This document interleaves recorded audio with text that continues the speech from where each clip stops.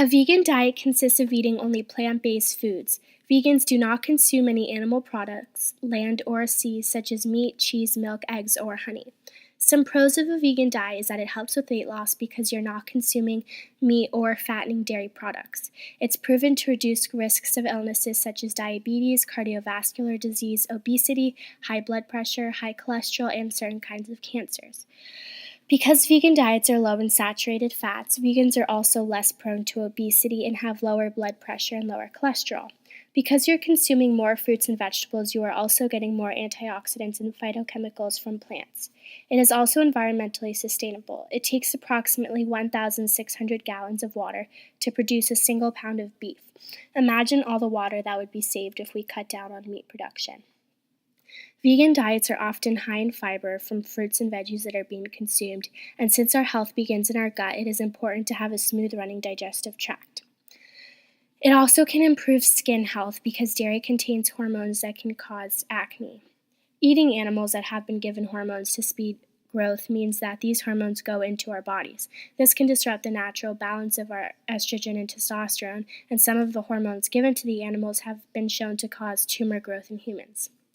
The average American eats twice as much protein as necessary for a healthy diet, and much of that comes from red meat, which is bad for our arteries.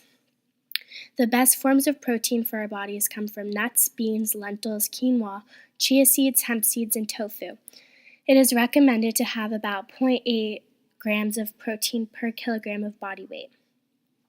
Complete proteins, which are found in all meat, contain all essential amino acids. So some ways to get complete protein on a vegan diet would be by consuming rice and beans, peanut butter toast, quinoa, buckwheat, and many more. Every time legumes like beans, lentils, and peanuts are combined with grains like wheat, rice, and corn, that's how a complete protein is born. Diets high in proteins from animal-based fats increase the risk of cancer, cardiovascular disease, and higher cholesterol.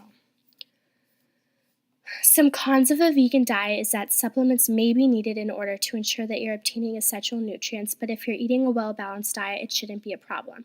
It is a possibility to be deficient in iron or B12, which are located in meat, but they have supplements for that, and there are other foods that you can eat to obtain these. Many people find that vegan diet is inconvenient and may be hard to change lifestyle, but you're always able to work around it. It is easy to not be healthy when going on a vegan diet. If you focus mainly on consuming a lot of fruits and vegetables, whole wheats, beans, and nuts, you will be set. So something important that's often overlooked is the milk myth, or the idea that calcium has to come from milk. So Americans grow up thinking that milk is the only way to obtain calcium for healthy bones. However, this cannot be more wrong. Milk is full of artery-clogging saturated fat. Dairy products in general contain cholesterol, which increases your risk for heart disease. There are better ways to consume calcium that do not contain saturated fat and cholesterol, which in turn can contribute to an increased chance of obesity and heart disease, according to the American Journal of Clinical Nutrition. Osteoporotic bone fracture rates are highest in countries that consume the most dairy, calcium, and animal protein. Most studies of fracture risk provide little or no evidence that milk or other dairy products benefit bone health. There is absolutely no correlation between higher milk consumption and decreased bone fracture. Infants need milks from their mothers for nourishment and growth. After this stage of life, however, people no longer need milk. This is proven through the fact that 3/4 of the world cannot properly digest lactose, or milk sugar.